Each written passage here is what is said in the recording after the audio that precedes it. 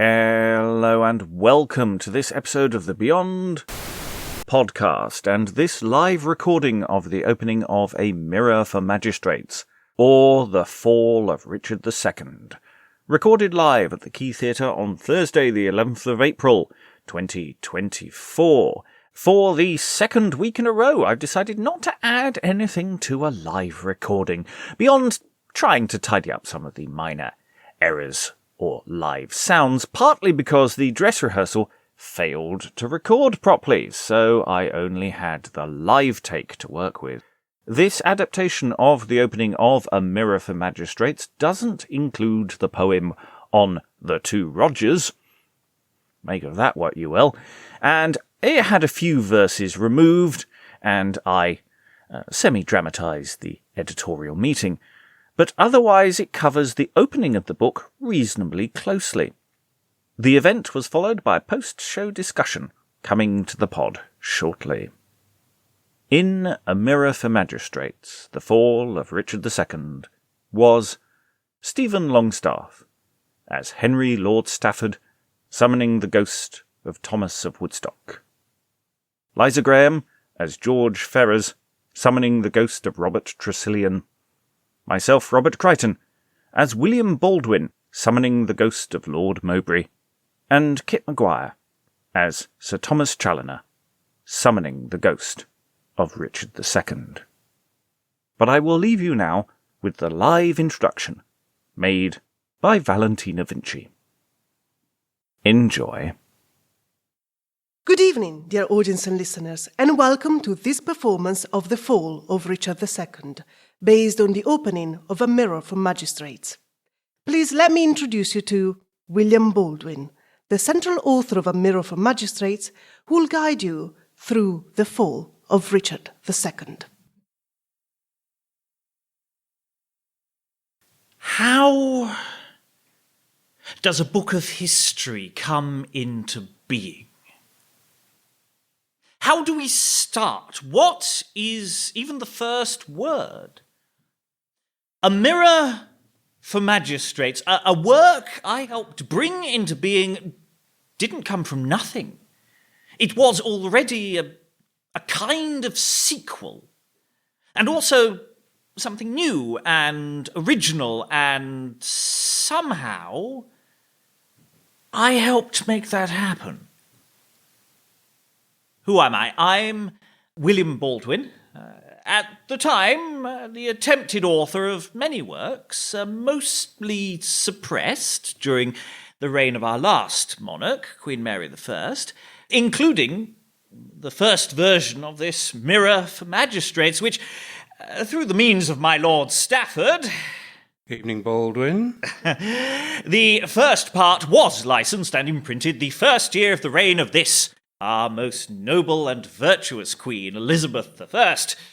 Its genesis came about, something like this.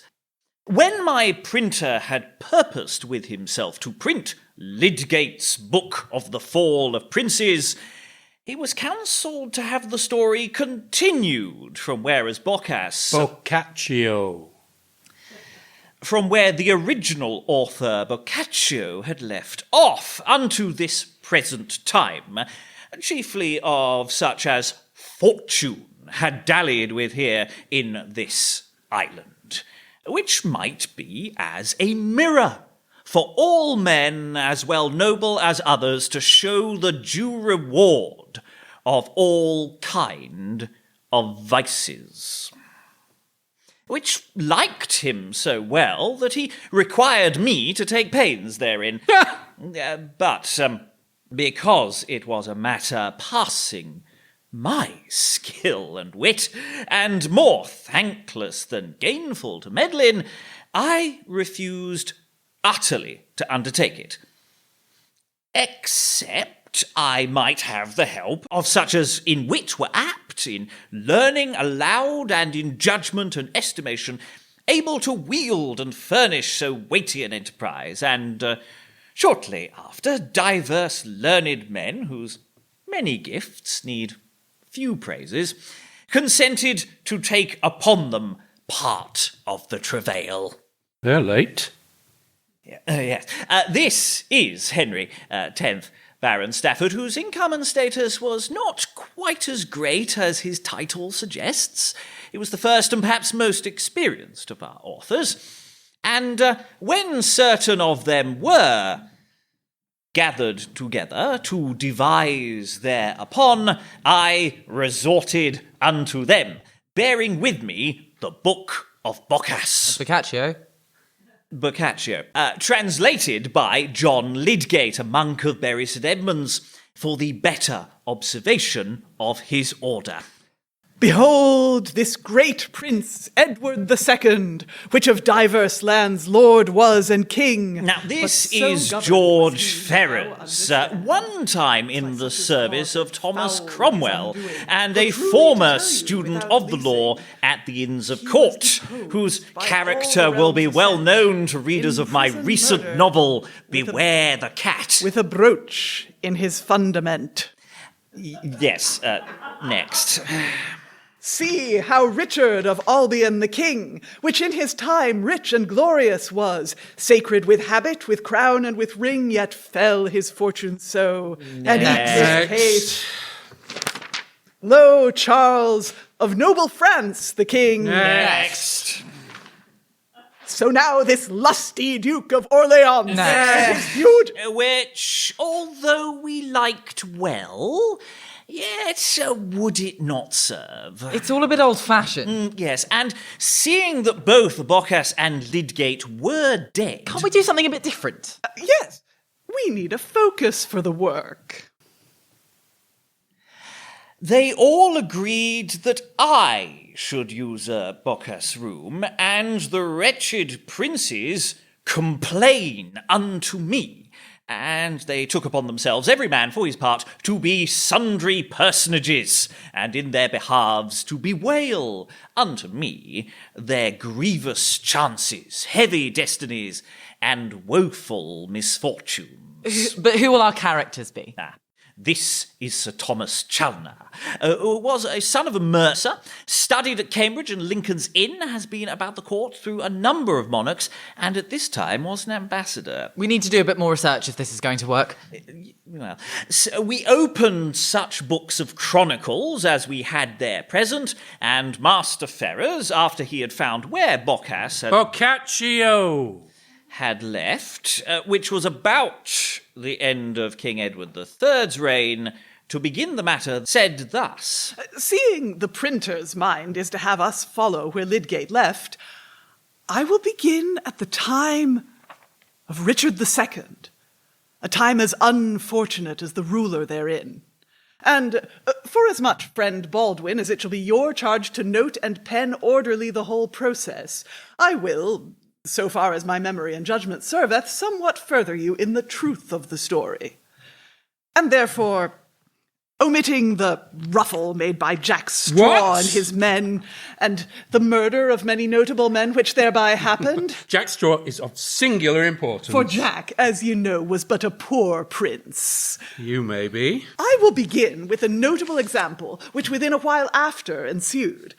And although he be no great prince, yet, sithens he had a princely office, I will take upon me the miserable person of Sir Robert Tressilian, Chief Justice of England, thereby to warn all of his authority and profession to take heed of wrong judgments, and misconstruing of laws to serve a prince's turns, which rightfully brought them to a miserable end, which they may justly lament in manner ensuing. Conjure us then, Ferrers, of the fall of Robert Tressilian, Chief Justice of England, and other his fellows, for misconstruing the laws and expounding them to serve the prince's affections. In the rueful register of mischief and mishap, Baldwin, we beseech thee with our names to begin, whom unfriendly fortune did train into a trap when we thought our state most stable to have been.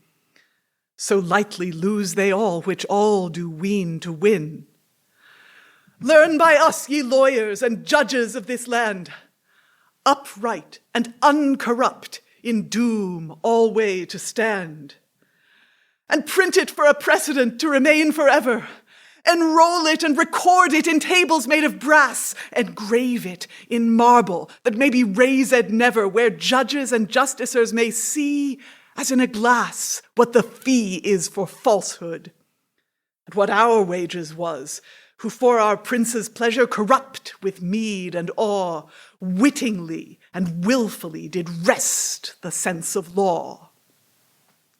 Behold me, unfortunate foreman of this flock, Tresillian, sometime chief justice of this land, by descent a gentleman, no stain was in my stock. Lockton, Holt, Belknap, and others of my band, whom the law of England had wholly in our hand, under the second Richard, prince of great estate, to whom froward fortune gave a foul checkmate. In the common laws our skill was so profound, our credit and authority such, and so esteemed, that whatso we concluded was taken for a ground. Allowed was for law whatso to us best seemed. Life, death, lands, goods, and all by us was deemed. Whereby with easy pain so great gain we did get, that everything was fish that came unto our net. At sessions and assizes we bore the stroke and sway, in patents and commissions of quorum alway chief, so that to whether side soever we did weigh, were it right or wrong, it passed without reprief. We let hang the true man sometime to save a thief. Of gold and of silver our hands were never empty. Offices, farms, fees fell to us in great plenty. But what thing may suffice unto the greedy man? The more he hath in hold, the more he doth desire. Happy and twice happy is he that wisely can content himself with that which reason doth require, and moileth for no more than for his needful hire. But greediness of mind doth never keep the size, which though it have enough, yet doth it not suffice. For as dropsy patients drink and still be dry, whose unstanched thirst no liquor can allay, and drink they never so much, yet still for more they cry, so covetous catchers toil both night and day, greedy and ever needy, prowling for their prey. Endless thirst of gold, corrupter of all laws, what mischief is on mould whereof thou art not cause? Thou madest us to forget the faith of our profession when sergeants we were sworn to serve the common law, which was that in no point we should make digression from approved principles in sentence nor in saw. But we unhappy wretches, without all dread and awe of the judge eternal, for world's vain promotion, more to man than to God did bear our whole devotion. The laws we interpreted and statutes of the land, not truly by the text, but nully by a glose. And words that were most plain, when they by us were scanned, we turned by construction like a Welshman's hose, whereby many one both life and land did lose. Yet this we made a mean to mount aloft on mules. To seem kings in all points, men must some while break rules. Thus climbing and contending alway to the top, from high unto higher, and then to be most high, the honey dew of fortune so fast on us did drop, that from King Richard's council we came to be full nigh, to creep into whose favour we were full fine and sly. Alway to his profit when any word might sound, that way, all were it wrong, the sense we did expound. So working law like wax, the subject was not sure of life, lands, nor goods, but at the prince's will, which caused his kingdom the shorter time to dure. For claiming power absolute both to save and spill, the prince thereby presumed his people for to pill, and set his lusts for law, and had reason's place, no more but hang and draw. There was no better grace. The king, thus transcending the limits of the law, not reigning but raging by youthful insolence, wise and worthy persons did from the court withdraw. There was no grace nor place for ancient prudence. Presumption and pride with excessive expense possessed the palace and pillaged the country. Thus all went to wrack, unlike of remedy. The barony of England not bearing this abuse, conspiring with the commons, assembled by assent, and seeing neither reason nor treaty could induce the king in any thing his rigour to relent, maugre all his might, they called a parliament, frank and free, for all men without check to debate, as well for weal public as for the prince's state, in which parliament much things was proponed concerning the regaly and rights of the crown, by reason King Richard, which was to be moaned, full little regarding his honour and renown, by sinister advice had turned all upside down, for surety of whose state them thought it did behove his corrupt counsellors from him to remove, among whom Robert Vere, called Duke of Ireland, with Michael de la Pole of Suffolk, new made earl. Of York also the Archbishop dispatched were out of hand, with Bramber of London mayor, a most uncourteous churl. Some, learned in the law, in exile they did hurl, but I, poor Tressilian, because I was the chief, was damned to the gallows most vilely as a thief. Lo, the fine of falsehood, the stipend of corruption. Fie on stinking lucre of all unright the lure. Ye judges and ye justicers, let my most just punition teach you to shake off bribes and keep your hands pure. Riches and promotion be vain things and unsure. The favour of a prince is an untrusty sway, but justice hath a fee that shall remain alway. What glory can be greater before God or man than by the paths of equity in judgment to proceed, so duly and so truly the laws always to scan, that right may take his place without reward or meed. Set apart all flattery and vain worldly dreed. Take God before your eyes, the just judge supreme. Remember well your reckoning at the day extreme.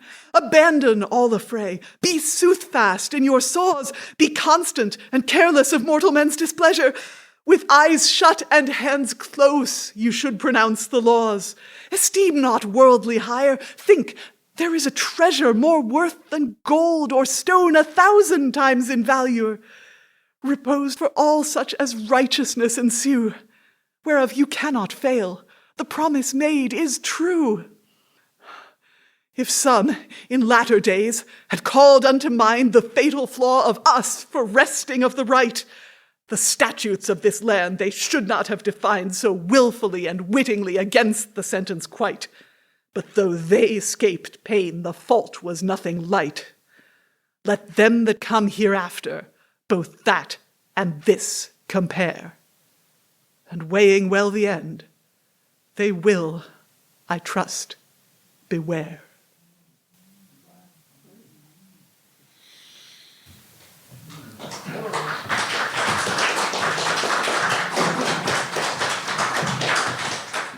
When Master Ferrers had finished this tragedy, which seemed not unfit for the persons touched in the same, Henry Stafford said as followeth. Although it be not greatly appurtenant to our purpose, yet I find that before this, of whom Master Ferrers hath here spoken, there were 2 Mortimers, the one hanged in Edward III's time, out of our date, another slain in Ireland, in Richard II's time, a year before the fall of these justices. We can't start going backwards. We'll never get done. But whose history saith it is notable and the example fruitful, were pity to overpass it. As it is best to place each person in his order, let us take the chronicles and mark them as they come, for there are many worthy to be noted, though not to be treated of. First, the Lord Morriff, a Scottishman, who took his death's wound through a stroke lent him by the Earl of Nottingham, who he challenged at the tilt. Omit him. And also the fat prior of Tiptree, pressed to death with throng of people upon London Bridge at the Queen's entry. Noted. But to omit them, we have come to the Duke of Gloucester, the king's uncle, a man much minding the common weal, and yet at length miserably made away. In whose person, if Henry will read, and if ye will give ear, ye shall hear what I think meet to be said. Henry, if you will oblige. What's the title of this tragedy? how Sir Thomas of Woodstock, Duke of Gloucester, uncle to King Richard II, was unlawfully murdered. Whose state is stablished in seeming most sure, and so far from danger of fortune's blast, as by the compass of man's conjecture no brazen pillar may be fixed more fast, yet wanting the stay of prudent forecast, when froward fortune list for to frown, may in a moment turn upside down. In proof whereof, O Baldwin, take pain to hearken a while to Thomas of Woodstock, addressed in presence his fate to complain, in the forlorn hope of the English stock, son to King Edward, third of that name, and second to none in glory and fame. This noble father, to maintain my state, with Buckingham earldom did me endow. Both nature and fortune to me were great, denying nothing which they might allow. Their sundry graces in me did so flow, as beauty, strength, high favour and fame, who may of God more wish than the same. Brothers we were, to the number of 7, I being the 6th and youngest but one. More royal race was not under heaven, more stout or more stately of stomach and person, princes all peerless in each condition, namely Sir Edward, called the Black Prince. When hath England the like, before either since? But what of all this any man to assure, in state uncareful of fortune's variance? Sith daily and hourly we see it, inure, that where most cause is of affiance, even there is found most weak assurance. Let none trust fortune, but follow reason.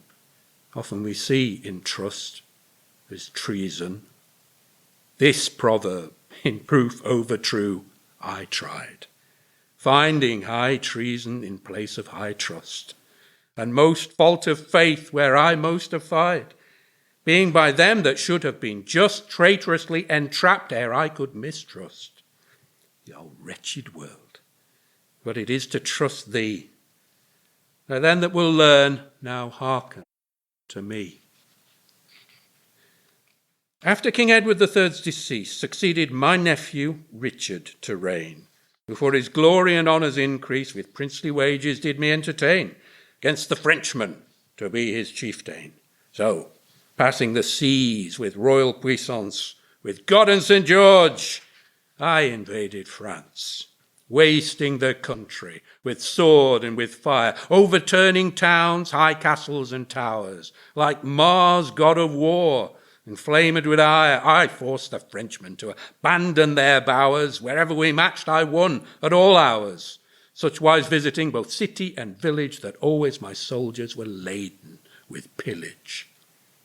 With honour and triumph was my return, was none more joyous than young King Richard, who, minding more highly my state to adorn, with Gloucester dukedom did me reward. And after in marriage I was preferred to a daughter of Bowen, an earl honourable, by whom I was of England high constable. Thus hoisted so high on fortune's wheel, as one on a stage attending a play, seeth not on which side the scaffold doth reel, till timber and poles and all flee away, so fared it by me. For day by day, as honour increased, I looked still higher, not seeing the danger of my fond desire. For when fortune's flood ran with full stream, I, being a duke, descended of kings, constable of England, chief officer in the realm, abused with esperance these vain things. I went without feet and flew without wings, presuming so far upon my high state that dread set apart, my prince I would mate. For whereas all kings have council of their choice, to whom they refer the rule of the land, with certain familiars in whom to rejoice for pleasure or profit, as the case shall stand, I, not bearing this, would needs take in hand, maugre his will, those persons to disgrace, such as I thought fit to appoint in their place. But to my purpose, I being once bent towards the achieving of my attemptate, 4 bold barons were of mine assent. by oath and alliance fastly confederate. First, Henry of Derby, an earl of estate, Richard of Arundel and Thomas of Warwick, with Mowbray, Earl Marshal, a man most warlike. At Radcott Bridge assembled our band. The commons in clusters came to us that day to daunt Robert Vere, then Duke of Ireland, by whom King Richard was ruled all way. We put him to flight and break his array. Then, maugre the king his leave or assent, by constable's power we called a parliament, where not in robes, but with bastards bright we came, for to parle of the public weal, confirming our quarrel with main and with might. With swords and no words we tried our appeal, instead of reason declaring our zeal, and whomso we knew with the king in good grace, plainly we deprived him of power and of place. Some with short process were banished the land, some executed with capital pain, whereof whoso lift the whole to understand in the Parliament roll, it appeareth plain. And further, how stoutly we did the king strain, the rule of his realm wholly to resign to the order of those whom we did assign.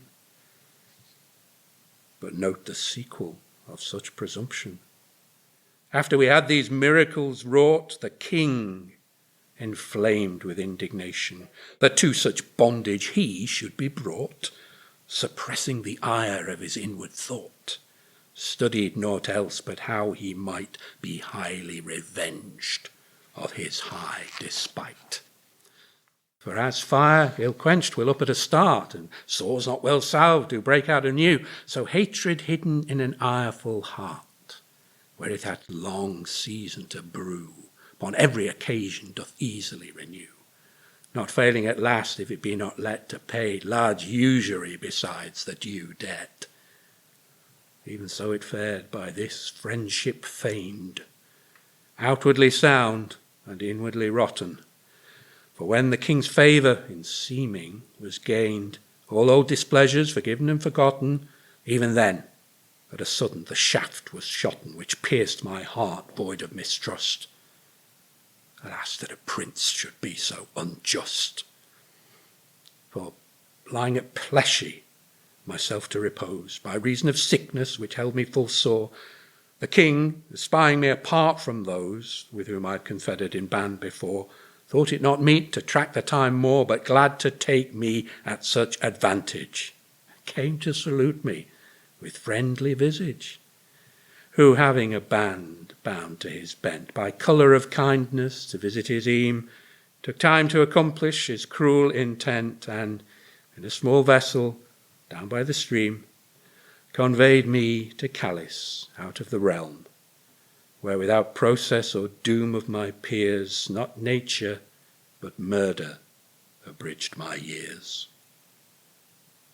This act was odious to God and to man, yet rigour to cloak in habit of reason, by crafty compass devise they can Articles 9 of right heinous treason, were doom after death is sure out of season, for whoever saw so strange a precedent as execution done before judgment. Thus hate, harboured in depth of mind, by sought occasion burst out of new, and cruelty abused the law of kind, when that the nephew the uncle slew. Alas, King Richard, sore mayst thou rue, which by this fact preparest the way of thy hard destiny to hasten the day. For blood asketh blood, as guerdon due, and vengeance for vengeance is just reward. O righteous God, thy judgments are true, for look what measure we other award, the same for us again is prepared. Take heed, ye princes, by examples past. Blood will have blood, either first or last.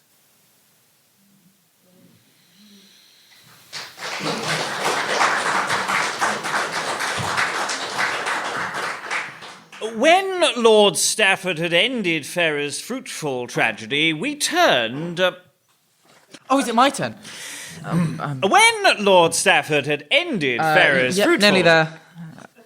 When Lord Stafford had... I can't find the last page. Because no man was ready with another, I, having perused the story which came next, said, well, because you shall not say, my masters, but that I will in somewhat do my part, I will, under your correction, declare the tragedy of the Lord Mowbray, the chief worker of the Duke of Gloucester's destruction, who, to admonish all counsellors to beware of flattering princes, may lament his vices in manner following. How the Lord Mowbray, promoted by King Richard II, was by him banished the realm, and died miserably in exile.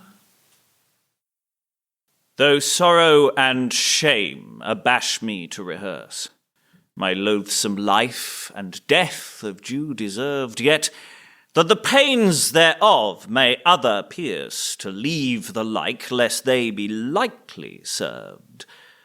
Ah, Baldwin, mark, I will show thee how I swerved, dissembling envy and flattery, bane that be of all their hosts, have showed their power on me.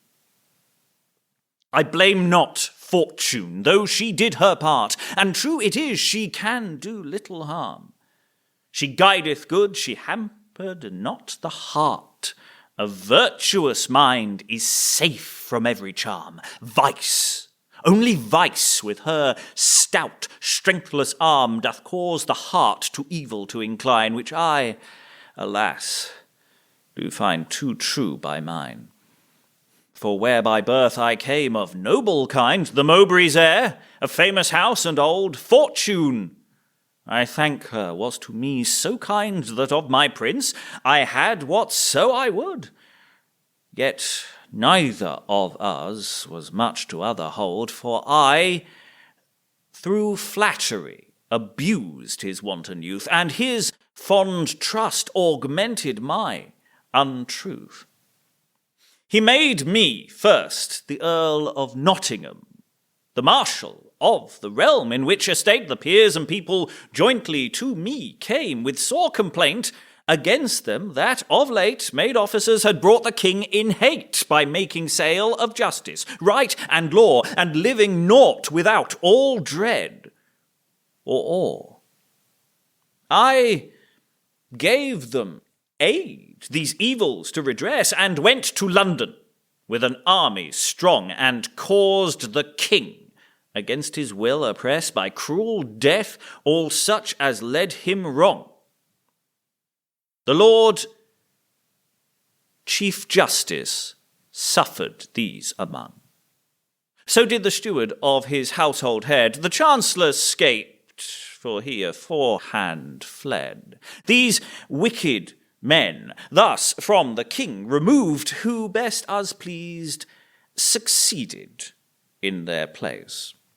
For which both king and commons much as loved, but chiefly I withal stood high in grace. The king ensued my rede in every case, when self-love bred.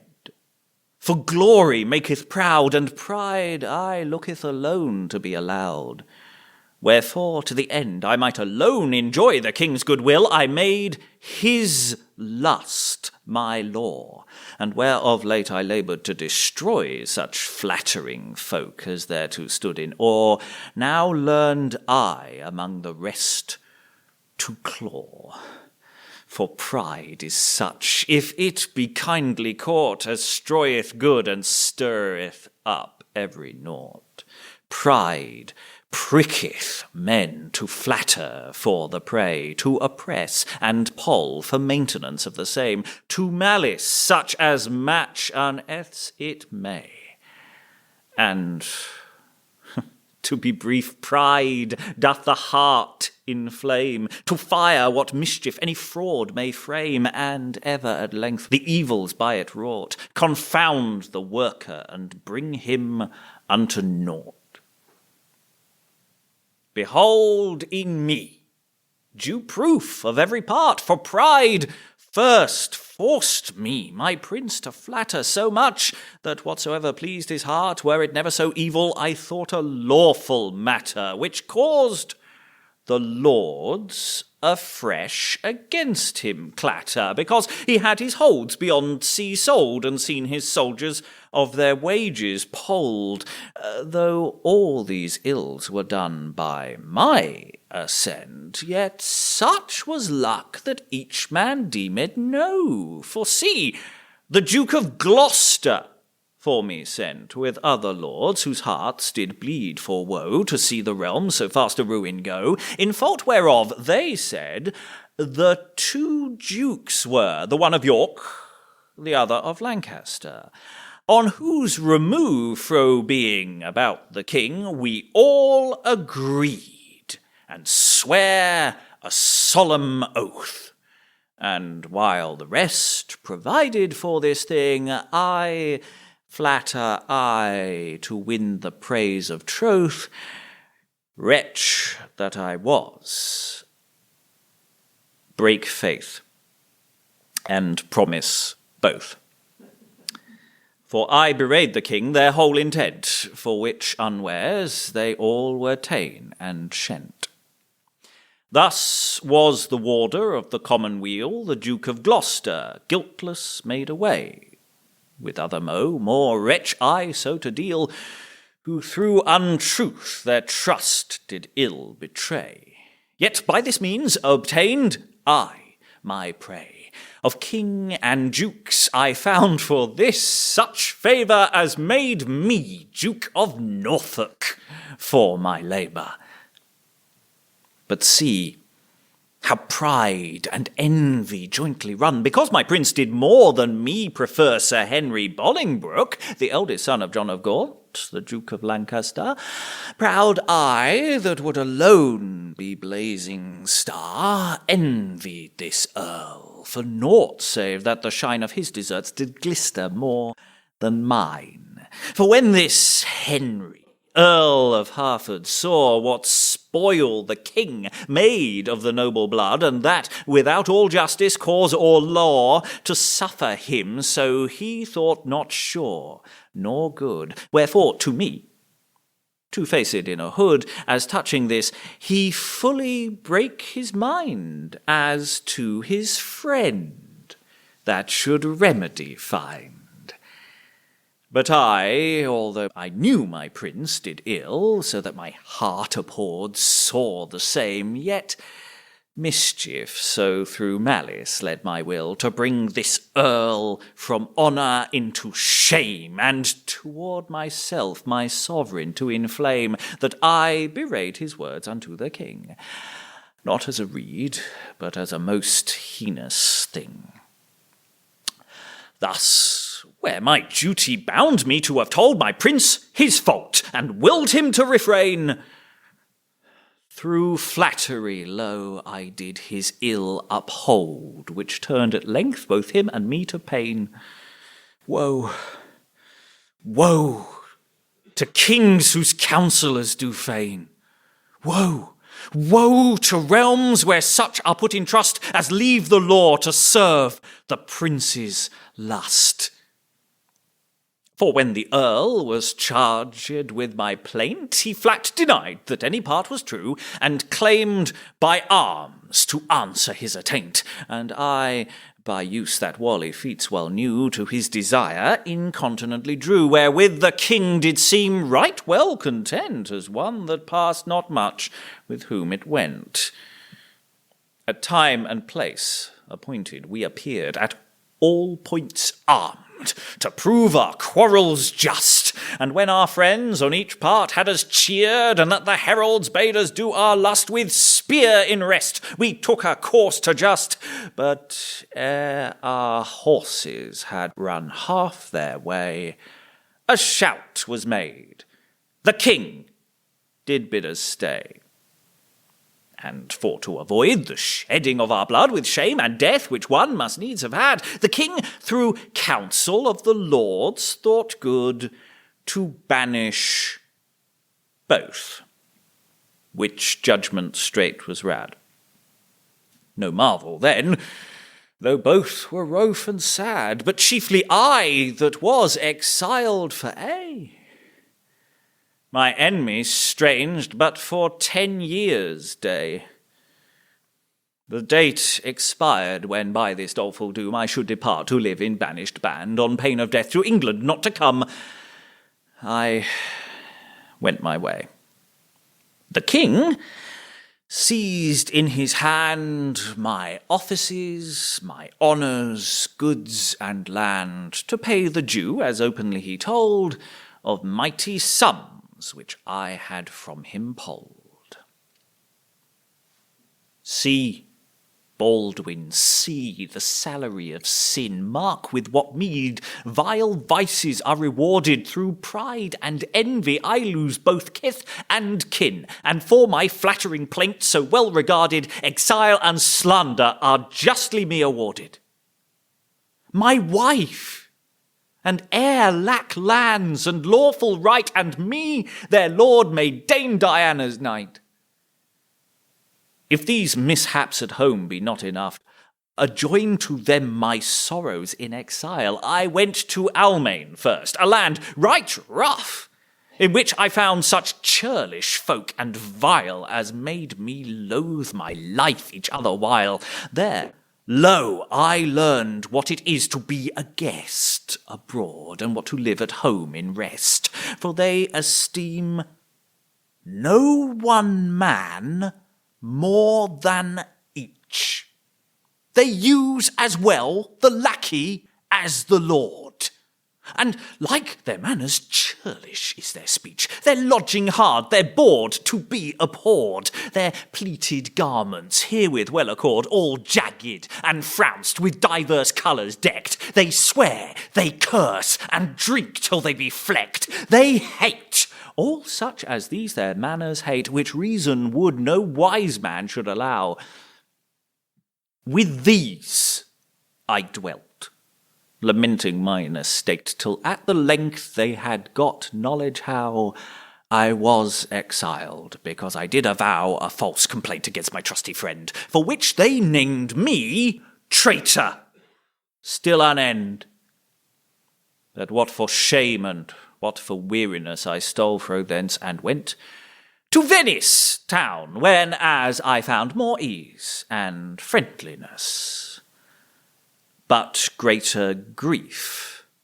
For now the great renown of Bolingbroke, whom I would have put down, was waxed so great in Britain and in France, that Venice through each man did him advance. Or ere I had sojourned there a year, strange tidings came, he was to England gone, had ta'en the king, and that which touched him near, imprisoned him with other of his phone, and made him yield up his crown and throne.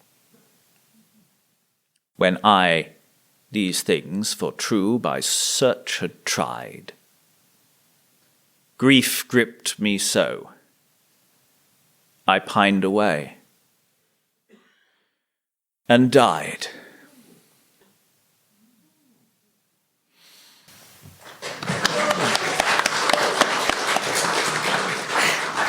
Now, this tragical example was of all the company well liked. One moment, Baldwin. We have found a doubt herein. There is a wide diversity in stories of the Chronicles. Whereas Master Hall, which in this story you chiefly followed, maketh Mowbray accuser and Bolingbroke appellee, Master Fabian reporteth the manner quite contrary, and that by the report of good authors, making Bolingbroke the accuser and Mowbray the appellee.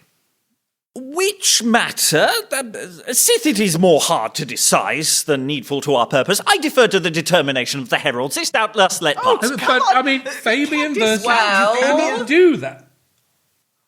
I would gladly say somewhat for King Richard himself. Yeah. And therefore, imagine, Baldwin, that you see him all to be mangled with blue wounds, lying, pale and wan, naked upon the cold stones in Paul's church. the people standing round about him, and Richard making his moan in this sort. Tell us how King Richard II was for his evil governess, miserably murdered in prison. Happy is the prince that hath in wealth the grace to follow virtue, keeping vices under. But woe to him whose will hath wisdom's place, for whoso renteth right and law asunder, on him at length, lo, all the world shall wonder. High birth, choice fortune, force nor princely mace can warrant king or kaiser for the case. Shame sueth sin as raindrops do the thunder. Let princes, therefore, virtuous life embrace, that wilful pleasures cause them not to blunder. Behold my hap. See how the seely rout do gaze upon me, and each to other say, See where he lieth, for whom none late might rout. Lo, how the power, the pride, and rich array of mighty rulers lightly fade away. The king, which erst kept all the realm in doubt, the veriest rascal now dare check and lout. What mould be kings made of but carrion clay? Behold his wounds, how blue they be about, which while he lived thought never to decay. Methinks I hear the people thus devise, and therefore, Baldwin, sith thou wilt declare how princes fell to make the living wise, my vicious story in no point see thou spare, but paint it out, that rulers may beware good counsel, law, or virtue to despise, for realms have rules, and rulers have a size, which if they keep not, doubtless say I dare, that either's griefs the other shall agrise, till one be lost, the other brought to care. I am a king that ruled all by lust, that forced not of virtue, right, or law, but alway put false flatterers most in trust, ensuing such as could my vices claw, by faithful counsel passing not a straw. What pleasure pricked, thought I to be just. I set my mind to feed, to spoil, to just. 3 meals a day could scarce content my maw, and all to augment my lecherous mind, that must to Venus' pleasures alway be in awe. For maintenance whereof my realm I polled, through subsidies, sore fines, loans, many oppressed, blank charters, oaths, and shrifts not known of old, for which my subjects did me sore detest. I also made away the town of Brest, my fault wherein, because mine uncle told, for princes' vices may not be controlled, I found the means his bowels to unbreast. The peers and lords that did his cause uphold, with death, exile, or grievous fines oppressed. Neither lacked I aid in any wicked deed, for gaping gulls whom I promoted would further all in hope of higher meed. A king can never imagine aught so bad, but most about him will perform it glad. For sickness seldom doth so swiftly breed, as vicious humours grow the grief to feed. Thus king's estate of all be worst bestead, abused in wealth, abandoned at need, and nearest harm when they be least adread. My life and death the truth of this can try, for while I fought in Ireland with my foes, mine uncle Edmund, whom I left to guide my realm at home, right traitorously arose to help the Percys plying my depose, and called from France Earl Bolingbroke, whom I condemned 10 years in exile to lie, who cruelly did put to death all those that in mine aid durst look but once awry, whose number was but slender, I suppose. For when I was come back this stir to stay, the Earl of Worcester, whom I trusted most, whiles we in Wales at Flint our castle lay, both to refresh and multiply mine host, did in my hall, in sight of least and most, bebrake his staff, my household office stay, bade each man shrift, and rode himself away. See, princes, see the power whereof we boast, whom most we trust, at need do us betray, through whose false faith my land and life I lost. For when my traitorous steward thus was going, my servants shrank away on every side, that caught I was, and carried to my foe, who for their prince a prison did provide, and therein kept me, till Duke Henry's pride did cause me yield him up my crown and throne, which shortly made my friendly foes to groan, for Henry, seeing in me their falsehood tried, abhorred them all, and would be ruled by none, for which they sought to stop him straight atide. The chief conspired by death to drive him down, for which exploit a solemn oath they swore to render me my liberty and crown, whereof themselves deprived me before. But salves helped seld and overlong suffered sore. To stop the breach, no boot to run or roan when swelling floods have overflown the town. Till sails be spread, the ship may keep the shore, the anchors weighed, though all the freight do frown with stream, and steer perforce it shall be bore. For though the peers set Henry in his state, yet could they not displace him thence again. And where they easily put me down of late, they could restore me by no manner pain. Things hardly mend, but may be marred amain.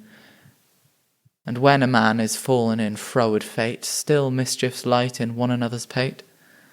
And well-meant means his mishaps to restrain wax wretched moans, whereby his joys abate, due proof whereof in me appeareth plain. For when King Henry knew that for my cause his lords in mask would kill him if they might, to dash all doubts, he took no further pause, but sent Sir Piers of Exton, a traitorous knight, to Pomfret Castle, with other armed light, who, causeless, killed me there, against all laws. Thus, lawless life to lawless death I draws. Wherefore bid kings be ruled, and rule by right, who worketh his will, and shunneth wisdom's sores, in flattery's claws, and shame's foul paws shall light.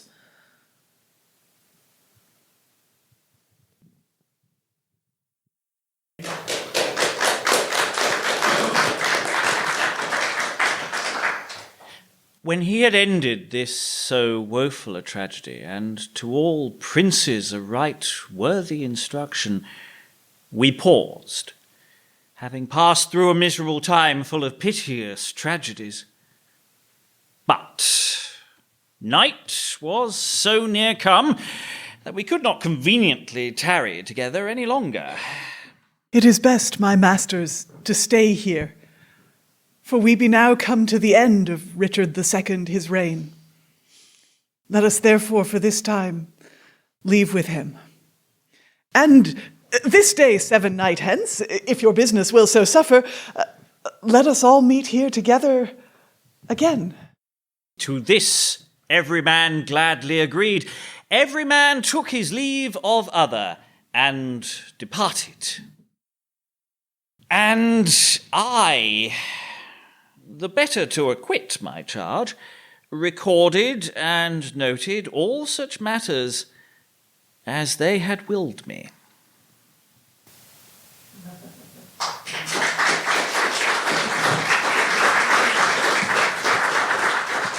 If you've enjoyed this work, there is a post-show discussion coming soon, and a discussion of the book with its modern editor on the pod now.